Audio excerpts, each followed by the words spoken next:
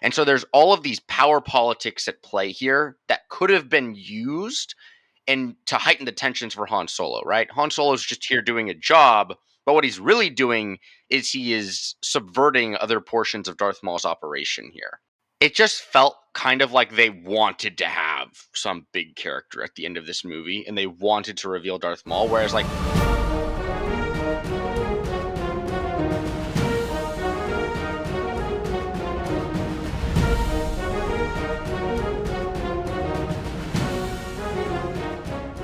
Hello, ladies and gentlemen. Welcome back to another episode of A Lost Plot, the podcast by storytellers for storytellers so that we can tell better stories ourselves. As always, I'm your host, Maverick, and today we have back with us one of our favorite co-hosts, Andrew, once again to review one of those last Star Wars films we haven't reviewed yet on the podcast.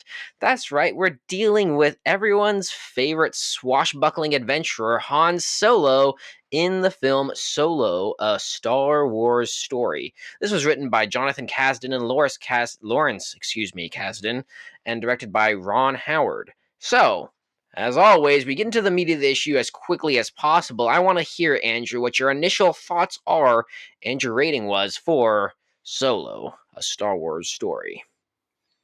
Solo is the Star Wars version of a heist movie. A pretty typical heist movie, I'll add, and at least in my mind. It's not their greatest work, but it's also not nearly their worst, considering the trash we've been given. So, okay, there you go. It's Solo's origin story. It's how we get from point A to point B to the man we have in A New Hope. My rating was a 6.6. Oh, okay. An ambitious man who appreciates true cultured material. There you go. I guess I was going a little more aggressive than you on this one. I personally think that there are some serious issues with this film. Anyone who's a fan of Star Wars, especially prequel films, right? You know where this needs to go, right? And you see this from the beginning of episode 1. Episode 1, you have the introduction, of Anakin Skywalker. You know that by episode 3, things need to seriously change because in episode 4, he's someone totally different, right? I think you get the same type of thing here in a much smaller format. In this case, Han Solo, we know who he is. We've seen him in episode 4, and I think that the character that we see at the end of this film is nothing like the character we see in episode 4. So that's a sneak peek to what I will be taking the stance of later on, and I'm sure you guys will have your own thoughts. Andrew definitely has his own thoughts, as he always does. Really gets tight when Andrew decides to disagree with me, which I don't know why he would ever do that. But yeah, today we're going to get into the meat of the issues. My review for this film was a solid 4.15. So, definitely not in my favorites. There's a reason I haven't watched it recently. That being said, there were a few things I really appreciated about this film. We'll get into that right now. So let's talk about that opening scene after. I keep wanting to just jump the gun here. If you have not seen Solo, Andrew is going to bless us with a quick summary of what this film is about. Solo is the origin of Han Solo. You start off with Han Solo as he's pawn scum. He's a bum. He's like this child laborer. He works his way to freedom, and the movie is about his attempts to get back to the woman that he loved or lived with, Kira. And in the process, he meets a much older smuggler slash bounty. He's not really a bounty hunter. He's kind of just like a piece of crap kind of dude. Like I'm not really sure what his job title is. Gun for hire, I guess, is the best way to put it. Mm-hmm. Which is essentially, well, it's not really a bounty hunter. It's different. Anyways, and in the process, he kind of goes on a heist, and he meets Lando Calrissian and Chewbacca, and he gains the Millennium Falcon, and we see lots of cool Easter eggs. Nice. Cool. Especially for those Star Wars fans out there, you get all those little nuggets of yummy visions of things that were to then be revealed in later episodes or whatnot, or references to other films. So yeah, it's pretty good at the fan service. I will admit that for sure. Let's talk about that opening scene. You know how it goes. You meet Han Solo, like you said, scum working as a child slave. He's kind of, an adult at this point, it seems like, or at least close to it. So not It's probably like either late teens or early 20s, right in that range. right. Right. He's got this girl that he's into, and he says, "Together we'll escape Corellia and live our lives among the stars." You know, and then, of course, she gets stopped, and he does not as they get through, and he escapes and joins the Empire to help them as he makes his way to, I guess, his money and freedom. Not sure what he got paid in the Empire. It's not sure what their pay grade is and if they really are worth their salt. But um, what were your thoughts on that opening scene? I'm monologuing here. It was interesting. I think they're trying to establish pretty early on his like level of arrogance and swagger, I guess. With like his whole this whole movie is mostly him bluffing. Which I think is interesting because he doesn't really bluff in the other movies as Han Mm-hmm. Solo. He just likes to talk his way out of situations if he can.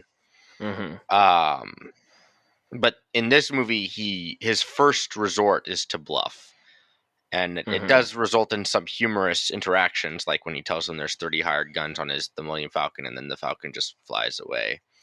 Right. Um, um, they're trying to demonstrate that he's a skilled pilot, but I don't know that they do that very well early on. You kind of just find out he's really, really good when he does the Kessel Run. And there's a bit of telling rather than showing that he actually knows how to fly throughout the film. I mean, there's a lot of telling rather than showing in this film, I would say. But yeah, Well, you're yes, not but I'm wrong. talking specifically in relation to the first opening scene. Right, right. And they're trying to establish this arrogant character 100%. I think that I actually generally think this opening scene is probably one of the better opening scenes I've seen from Disney in their recent years in general. Specifically for Star Wars, I don't recall how I see most of them. A lot of them are pretty decent. This one was unique in regards to showing Han Solo, trying to escape to get his own freedom. And they really pull at the heartstrings with Han Solo and his girlfriend who he's trying to escape with, then being separated right at the checkpoint as they're about to get their freedom. Right. So I would say pretty unique when it comes to Star Wars content compared to what we usually see, which is some sort of Empire rebel fight or some sort of great conflict reminding you of the vastness of the galaxy, right? They really focus in on a small section of the world and show you that this part of the world has serious issues and this significantly affects the life of our protagonist. So I really liked it. I think this is actually one of the stronger points of the film. If you were to have most of the film be like this, you would have a lot of great things like out of the frying pan into the fire type scenarios where things are constantly getting worse. You would have a protagonist who's really invested in what's going on, and you get that right from the get go with this film. So I would say the opener is definitely one of the parts I appreciated more so than other parts of the film.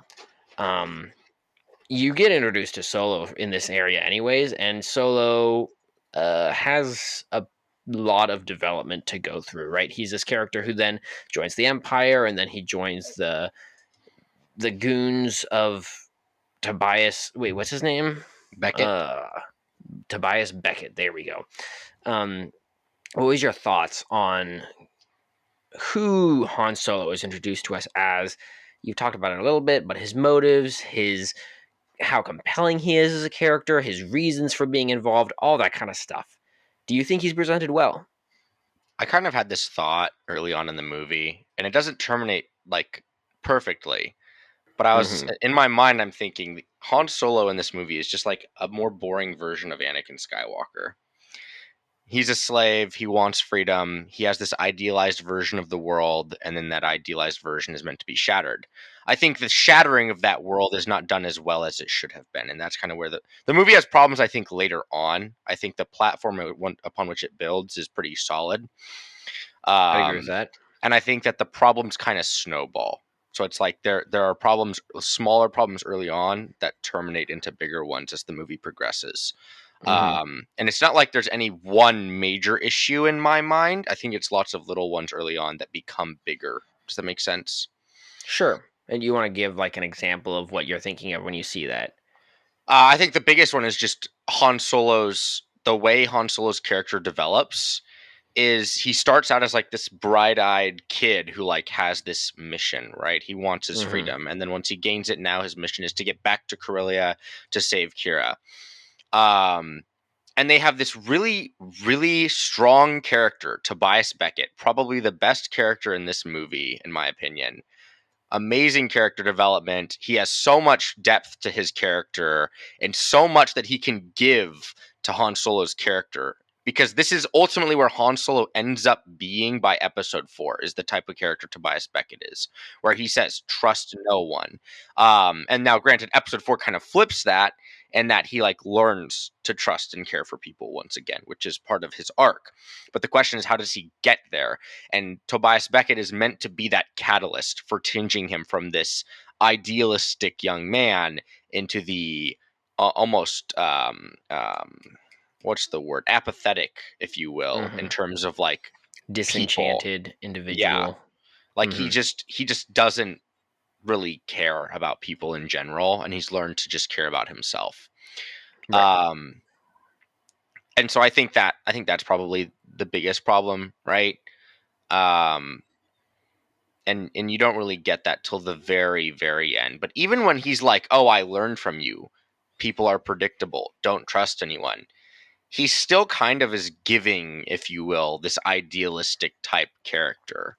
And Yeah. And even after Kira leaves him and mhm. abandons him, Spoiler th- alert. yeah, the movie concludes with him and Chewie on the Millennium Falcon, like, we're gonna go do this job. It's gonna be so fun, bro. Hmm. We're Right. going on adventures, and it's like, Hmm. okay, It's like you cool. see this.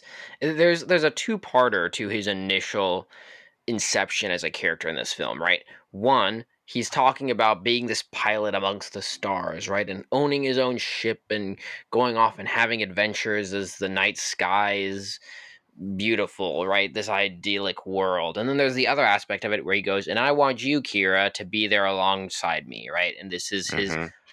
dreamy future that he's envisioning, right? And you see him reaching for that throughout the film.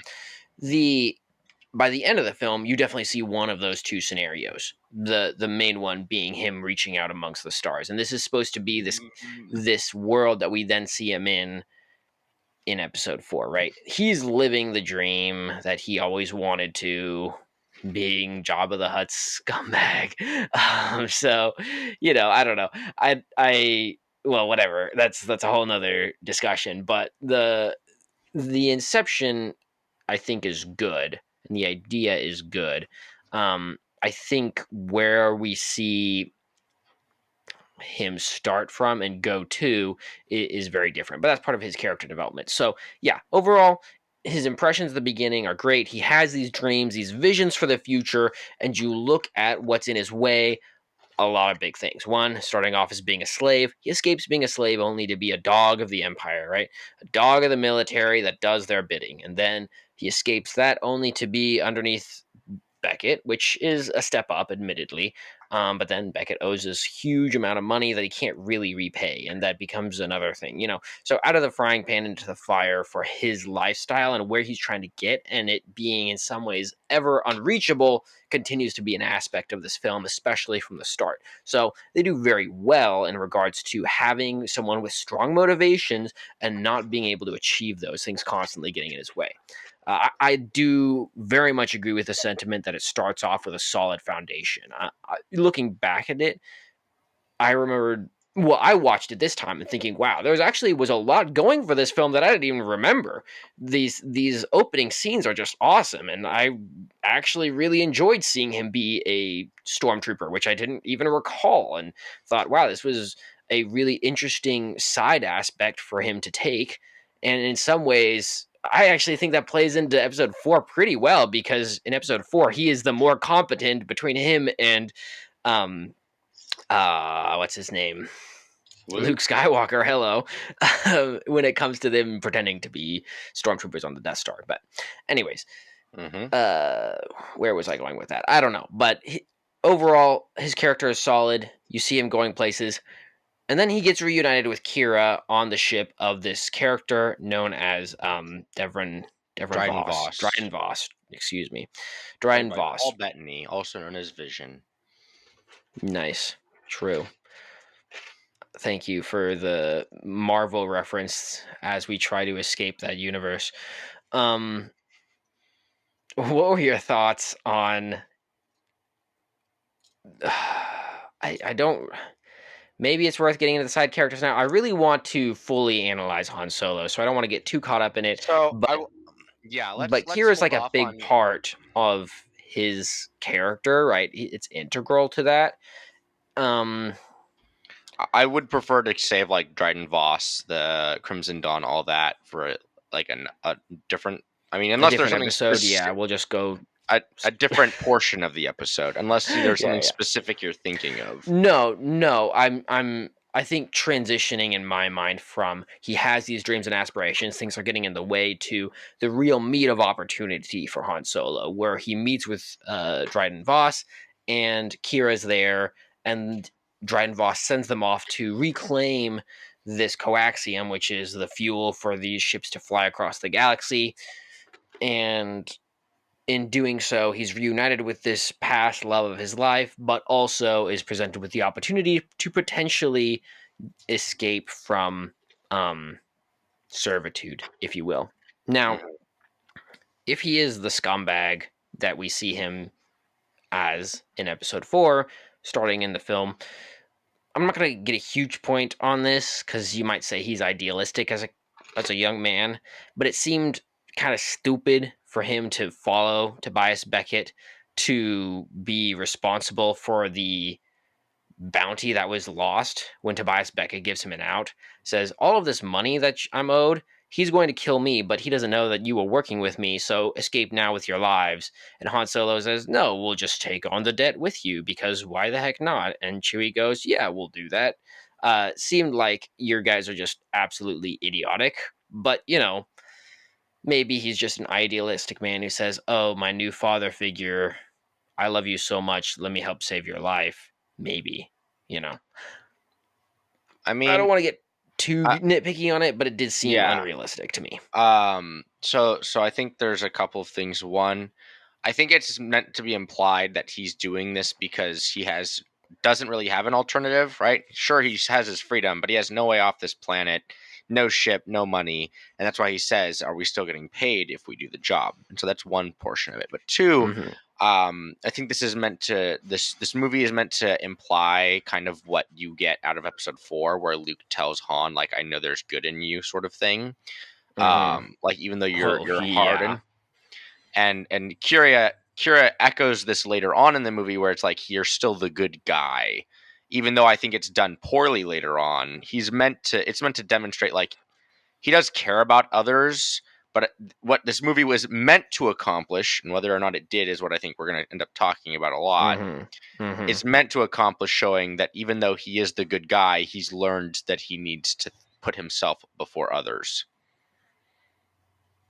Sure. Yes, this will definitely be a discussion later on. You see the storms brewing. No, the Oh, Maverick, I know where you live. we'll see for sure what the end results are, but they're definitely developing these themes about him being a good person, about what it means to be loyal, and meaning to what's the other thing that he's really harping on in this, like the generic love and caring for people and all that kind of stuff. You see some level of that, sticking together, that kind of thing. You see those themes being echoed in here from the start. I'm willing to give ground on that for sure to some degree, right?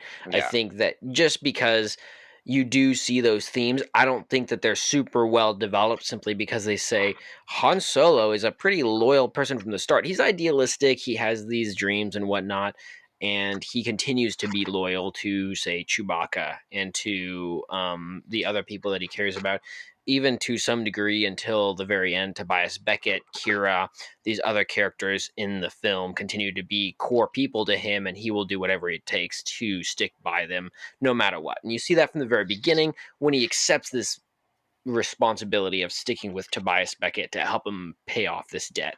So I don't think it's super reasonable to say, well, figure it out on my own like I have multiple times already, or potentially face death just by walking into the room with you to meet this guy Dryden Voss and help you pay off this debt.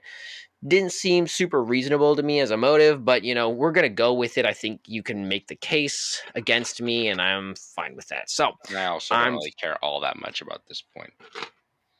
sure. So I don't think either Yeah, of yeah. us do. I see you playing with Legos over there, so I see that. Um, let's move on to the what are they called? I keep forgetting these guys. The Pikes? The Pikes and Kessel, and they go to Kessel to get this unrefined coaxium, which helps people, like I said before, travel across the galaxy. And they go to steal it from these guys and take it to Dryden Voss and get their money. Be free men again, right? And women. Well, I guess she's not really free actually. She just gets on loan. But what are your thoughts on they develop this whole thing going into Kessel, escaping from Kessel, and getting to Savak at the end of the film? Do you think that this makes up a good portion of the middle of the film? Do you think that the film develops well at this point, really proves who Han is, really proves who the other side characters are, and provides a compelling motive and tension to build up to the climax of the film? I think Lando's introduction and the gambling scene are good. I will say at first I was a little confused as to how Han Solo was so good at gambling. I guess we're just meant to assume that that's what he did in his free time on Kessel, or like he's picked it up along the way. Mm-hmm. I don't think it's really a major sticking point. Um, the gambling away of the Millennium Falcon, right? That's canon. That's how Mm-hmm. it's always been. Mm-hmm. You also have like this disagreement between Han and Lando throughout the movies as to like whether or not it was fair that Han got it. And this movie's meant to like establish, yeah, Han just made it so Lando could cheat like he had been doing. Mm-hmm. Um, I will say, despite the fact that these are two completely different actors than Harrison Ford and I'm forgetting the guy who played Lando Calrissian. Mm-hmm. Um, but despite the fact that they're two different actors, I think they did a very good job of pulling off those characters in this scene specifically. And Lando's actor, I think, does a good job throughout. Of like Mm-hmm. this is very much a Lando type Donald character. Glover, yeah. Yeah, self-absorbed, charismatic, well dressed, well presented. Right. Mm-hmm. Um, I think that seems good. The Pike Syndicate, it just felt like an average heist movie. I'm gonna be completely honest. Like Mm-hmm. it didn't feel like they were progressing any of the themes or narratives. It feels almost like that once they meet Lando and during the Pike Syndicate, they like take a break for this little droid revolution like segment where we're just meant to be um told that droids have rights. And I was sitting there, and in my mind, unironically, like the thought going through my mind was, no, why can't I just escape from people talking about equal rights for once in my life? Like, shut up. No, just um, listen to The Lonely Island. They'll help you with that. True. Now, I would Yeah. listen to those equal rights all day. What does that even say about you? It's a good song. Okay. Anyways, I don't know. It's just like I watched that scene, right? And there's a lot going on. You have Chewbacca going to help other Wookiees. You have like, oh, she's supposedly some sort of ninja who was taught stuff by Dryden Oh yeah. Voss. You Right. have Han going and getting the coaxium. It's Hmm. just a lot of chaos. It doesn't feel like it's necessarily building towards any specific narrative other than this is a heist movie and these are people trying to pull off a heist right now. Hmm. Um, Right. which is We'll like, get. oh, it's fun, right? But Mhm. most heist movies are pretty generic. Sure. Well, the other thing about the heist movies is that generally you get this whole buildup of the plan, right? And in the plan, they go, there is 20 different things we have to do to get to the treasure, right? And if Mhm. any one of these things goes wrong, we're screwed, right? Which And they to do some say out degree, loud in this movie, right. but we're I never think told what that's those the things are. Yeah, exactly. And that's part of the problem. The other problem is that they open up into this scenario and they say, oh, how convenient. There are very few guards here because they have all of these security monitors in this one area. Guess what you have to do to take over the whole entire Kessel department of coaxium miners? Oh, you just have to take over this one room. And guess what they do? Take over that one room. So I think that Kessel for me is not so much a is the film amazing, is it not? But it's a very significant turning point for us as the audience in the film where you start to see things go conveniently in a certain direction, and that's not out of the frying pan into the fire, making us more concerned about what's going on. The idea that can they actually pull this off? Will good win in the end? Will we see our protagonist succeed? No. What you see is a film where they start to go, oh, yeah, they actually accomplished everything they wanted to, and they had all of this help along the way with the Wookiee allies. And, is it perfect? No, it's not, right? This is a little bit of an exaggeration, but overall, the point stands they aren't really struggling in this part of the film compared to what we had seen previously, where Han's being grounded to the dirt by the life and existence that he's had so far. So, um, I I think this is where the movie starts to get a lot less compelling, and it's not like the what's the crime syndicate? I The I never Pikes? for the Pikes. I don't know why I can't remember them because they showed up in the Book of Boba Fett, but well, I guess maybe that's why I can't remember them because I don't want to remember the Book of Boba Fett.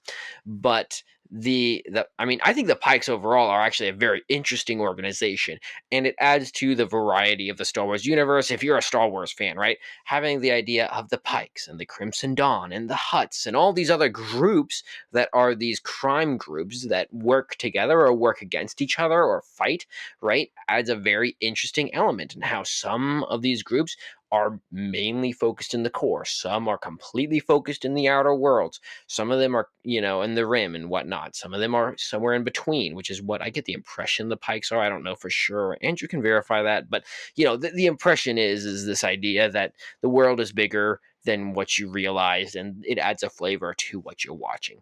I appreciate that aspect. I don't think this film adds to it in a meaningful way, other than showing you a droid revolution and then seeing him do the Kessel Run, which is renowned in the films based on previous comments.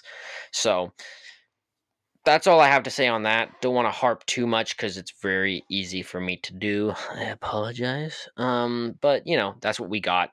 They escape Kessel and they get to Savak, and you see Han Solo make a deal with the Cloud Riders, which is this mercenary group. Well, actually, it's not. I guess it's not really a mercenary group, but it sounds like a It's mercenary like a group at rebel least. cell, pretty much. Basically, yeah. Like you The have to remember at this point, right?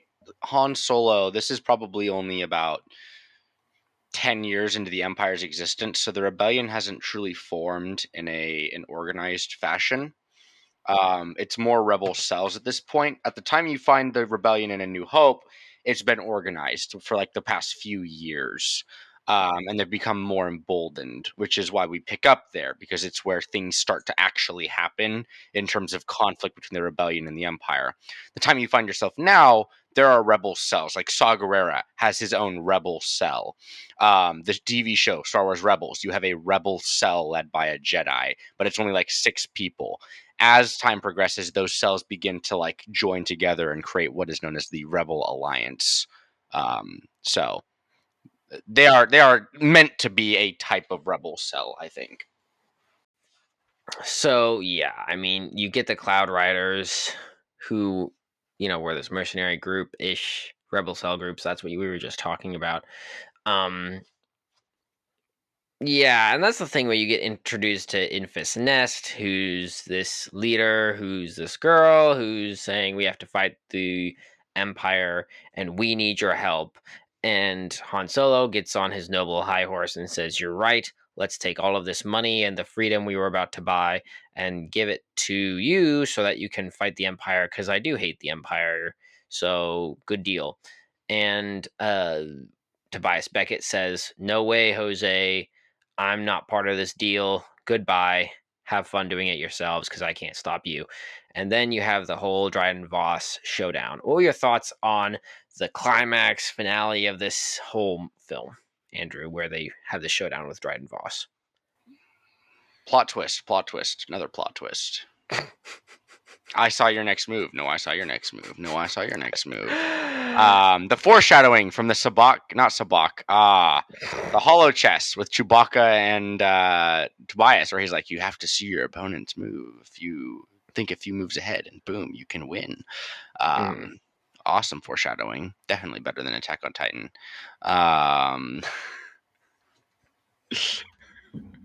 Yeah. Okay, buddy. I mean, I think you're hitting on the point. At this point, I think the movie has kind of lost the meaning that it was going for.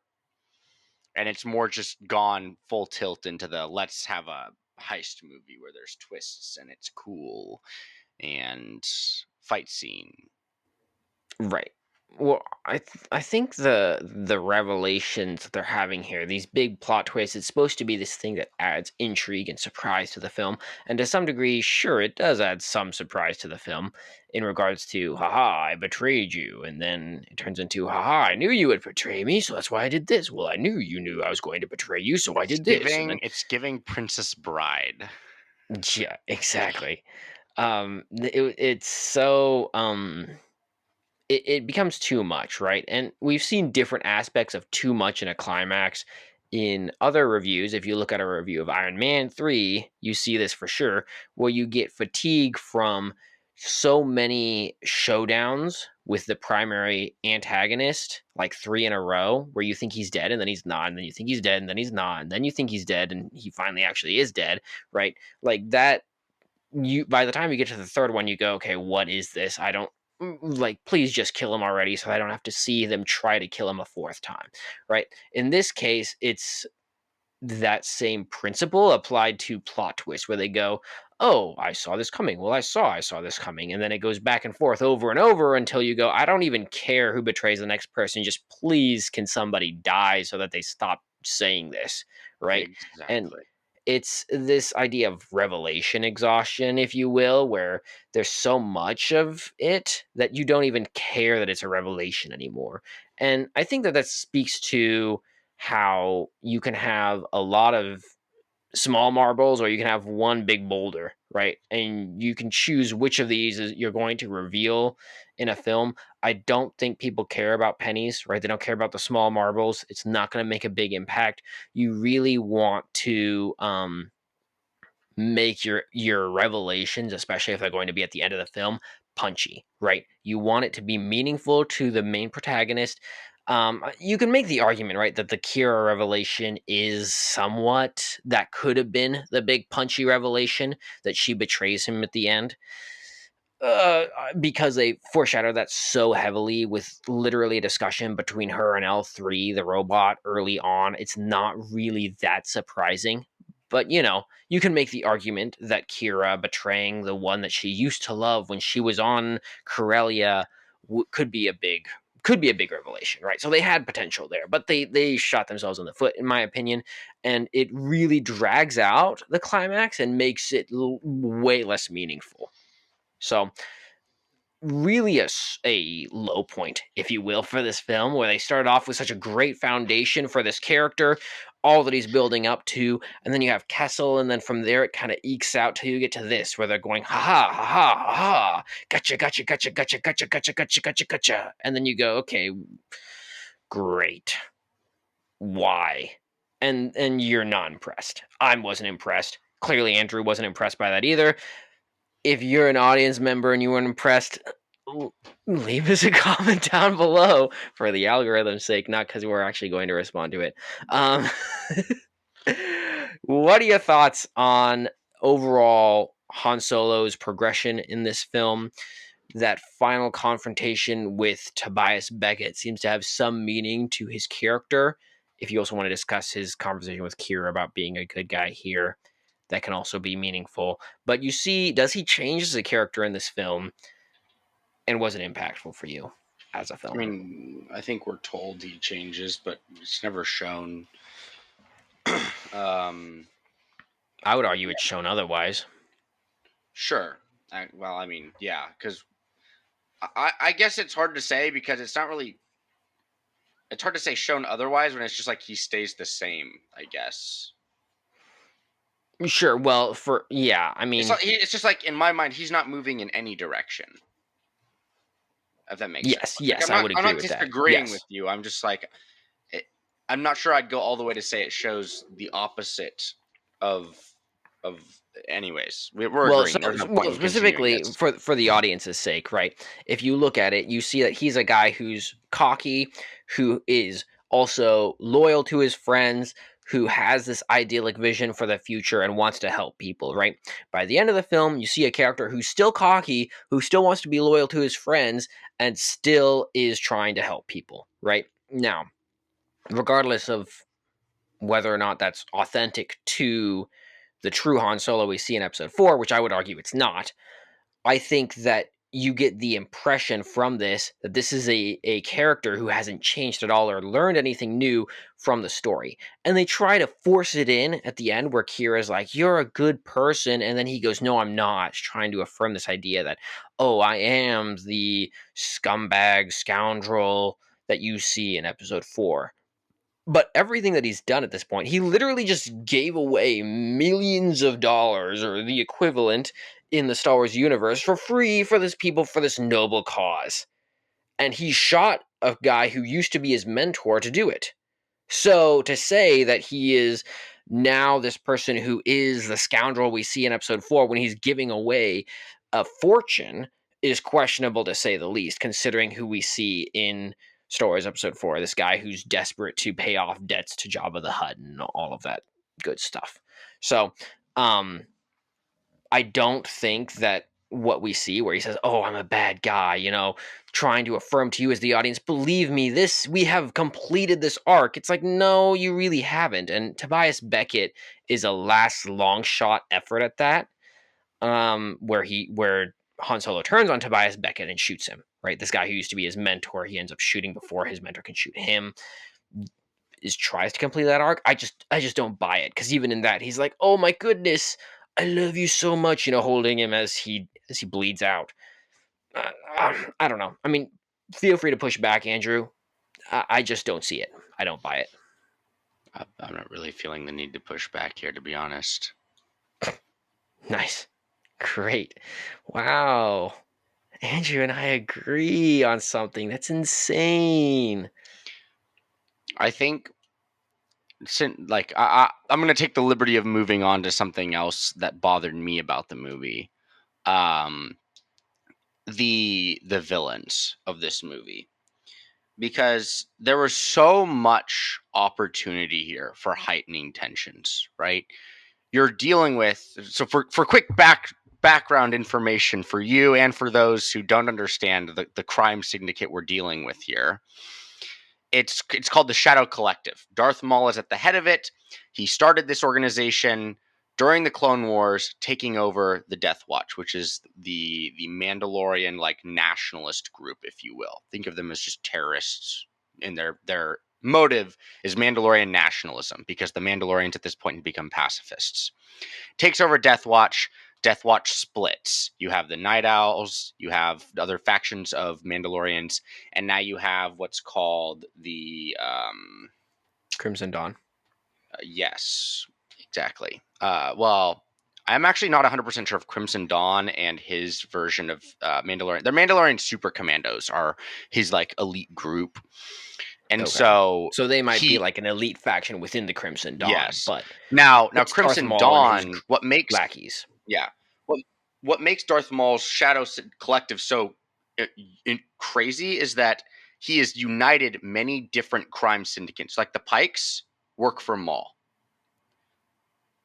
The Crimson Dawn works for Maul. There's another group, the Black Sun, works for Maul. The Hutts at what point were allied with Maul. So he has all of these different crime syndicates that like operate all over the galaxy that all answer to him at the top, which is another reason why the Crimson Dawn couldn't just outright go and attack the Pikes because they both work for Maul, and that'd be essentially infighting.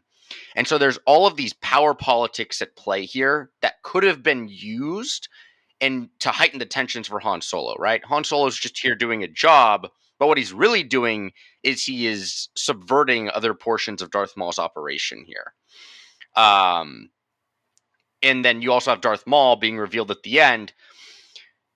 It just felt kind of like they wanted to have some big character at the end of this movie, and they wanted to reveal Darth Maul. Whereas, like, let's say Rogue One, right? Darth Vader showing up at the end, 100% makes sense for him to be there, and they 100% do his character justice. Because these are the plans for the Death Star, the Empire's super weapon. They've been dumping all of their resources into this. They can't afford to let these plans get away. And Darth Vader shows up and he dominates.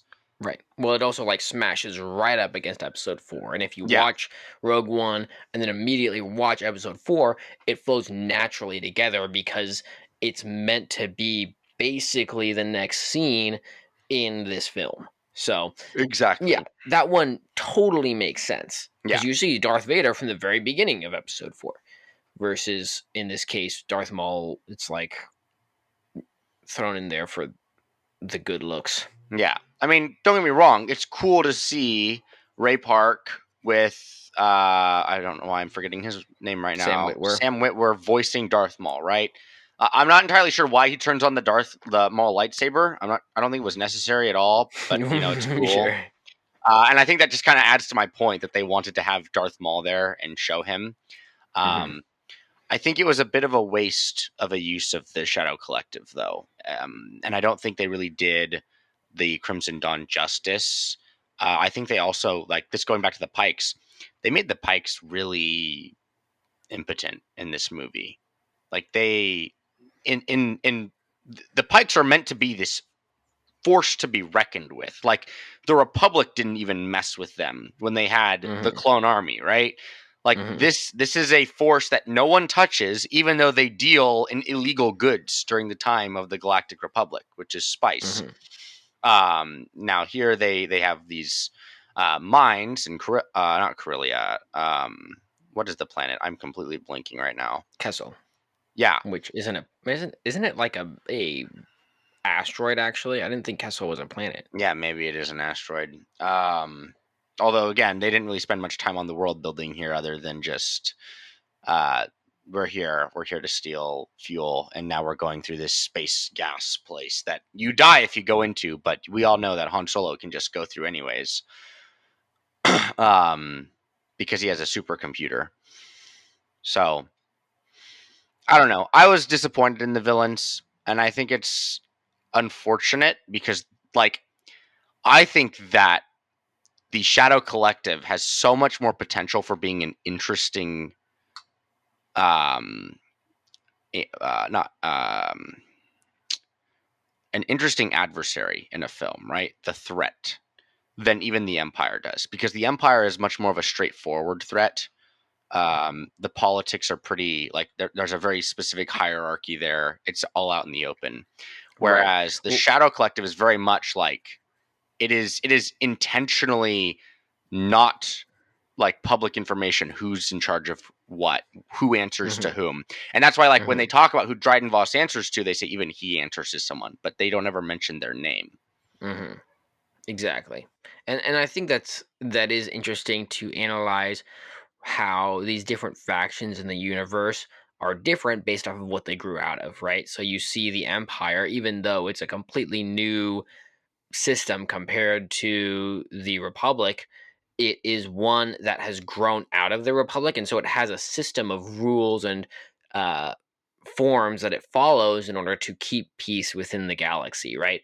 Versus all of these collectives are answering to a single man who has also been shady and manipulative in his efforts to gain power, and so that's going to influence how he runs things, and that's going to be very different in regards to him being a threat compared to the Empire being a threat. Versus the Empire will squash you like a boot, with their boot, excuse me, like a bug. um the collective very likely will hunt you down and find you like a hound dog finding a rabbit in the woods, I mean, right? they'll You also will be squash you caught like a eventually. bug. Just it might take a little longer. Sure, yeah, okay, whatever. Let's not. You're not wrong, but the analogy, you're defeating my analogy, Andrew, and I hate you Yes. for that.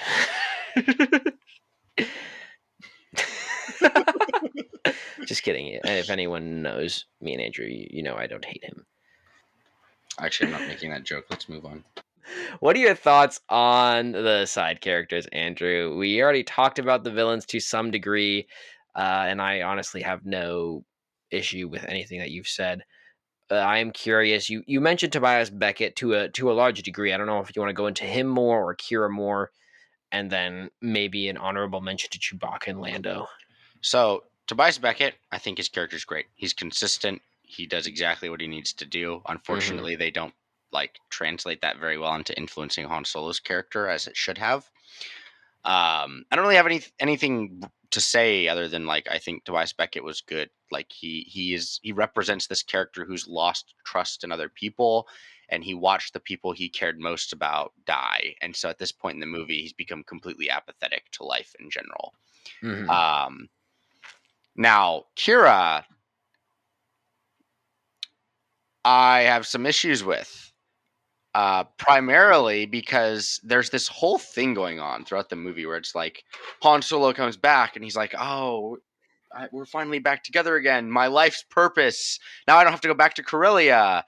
And the whole sticking point is that she's actually a bad person and he doesn't know what she's done. But we never find out what she did that was so horrible to cause her to be like Yeah. what I end up getting at the end is she's actually the selfish one, like Han Solo should have been, and looks out for her own self interest and leaves. Mm-hmm. But like Right. we aren't really given this justification as to why like this altruistic good character that was Han Solo's love interest is suddenly evil or not evil, just selfish. Sure. I mean, to just like push back a bit, and even with this, I don't really disagree with you, but more so, they provide some ulterior motive indicating that the Crimson Dawn is going to hunt her down because she's basically their property, right? She's allied with them and she belongs to them. And so, no matter what, she can't escape this. Unlike other things. And she reflects this to some degree where she says everyone serves someone, right? When she's talking to Han Solo, and he's like, screw you, screw that. I'm gonna be my own man. I'm gonna do whatever the heck I want. Shut up. And she proceeds to just believe the idea that the Crimson Dawn will take her out no matter what. So that's the impression you're given in the film. Do I still think that's compelling? And maybe the idea that she did bad things for the Crimson Dawn, but it's like, ooh, you did bad things. Like, Well, is it's that like enough reason to keep you away from the person that you love, that you have wanted to be with all of your life? And you even admitted you fantasized about them being together in the galaxy flying away. Like, you're not willing to risk that, this lifelong desire, for the sake of maybe the Crimson Dawn will hunt you down and kill you. so here's the thing. If the whole explanation was she's just self preservation, Hmm. that's different than I've done unforgivable things. That's true. That's true. And she emphasizes the fact that she's done unforgivable things Yeah, and versus she the fact that she's done bad things. I mean, but she does say that. Okay. But she does say what? that to L3, What? that she's done like unforgivable things. He doesn't know the things that I've done. Yeah, and she tells that to him too. If you knew the things that I've done, you'd look at me Hmm. differently. And it's just like, okay, so what have you done? And that's another way you could heighten tensions, reveal what she did that was so bad, and Hmm. have Han Solo go, "Oh shoot, you're a piece of crap. Right. Yeah. I don't love you anymore. Get away from me. Be gone, whore." Yes, exactly. Um, right. And, you know, they even in some ways insinuate that actually, that maybe she was like providing services to men. I mean, we don't know, but like they insinuate that with Dryden Voss and how comfortable he seems to be around her. So we they just don't actually confirm that or anything. So I don't He's just know. not It's going full Job of the Hut, maybe. yeah, I don't know. I mean, the point is that I would agree her development is not fully fleshed out, and we really need to see that for her to be compelling. I honestly, in some ways, f- feel well. Actually, it's somewhat opposite. And let me rephrase that. With Chewbacca, he feels very stock in this film compared to maybe even to some degree what we see in episode 4, where he has this lifelong friendship with Han and he wants to be with him no matter what, versus in this case he has this allegiance and this reminiscence of Kashyyyk and his people and is sticking with his people, and he rejects that for the sake of being with this random dude that he's been with for a month. Well, yeah, I didn't even get to Chewbacca.